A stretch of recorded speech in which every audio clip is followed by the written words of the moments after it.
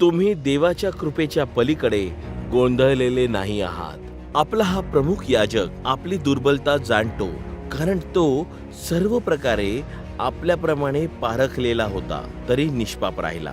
तर मग आपल्यावर दया व्हावी आणि ऐनवेळी सहाय्यासाठी आपल्याला कृपा मिळावी, म्हणून आपण धैर्याने कृपेच्या राजासनाजवळ जाऊया. इब्रूस लोकांचं पत्र 4:15 मधून. आता मी तुमच्याशी बोलणार आहे एक तरुणी मेगन बद्दल.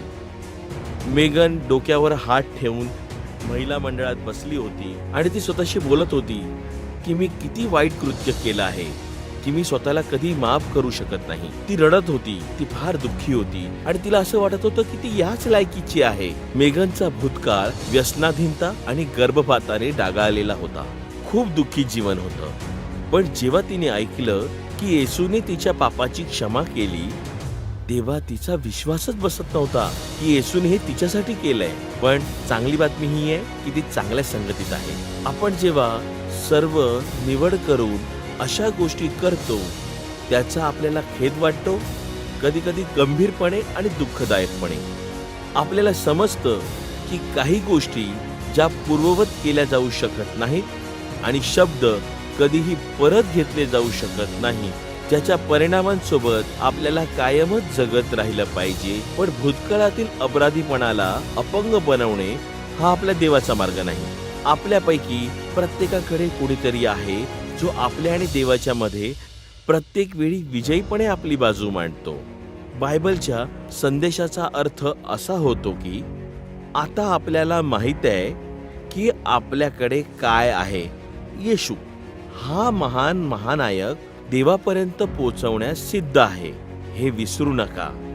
आपला याजक आपल्या वास्तविकतेच्या संपर्कात नाही असं नाही. तो अशक्तपणात पारखला गेला आहे व त्याने सर्व काही अनुभवले आहे. पण आपण त्याच्याकडे जाऊया आणि जे काही आपल्यासाठी तयार आहे ते मिळवूया. दया आणि सहाय्य स्वीकारूया.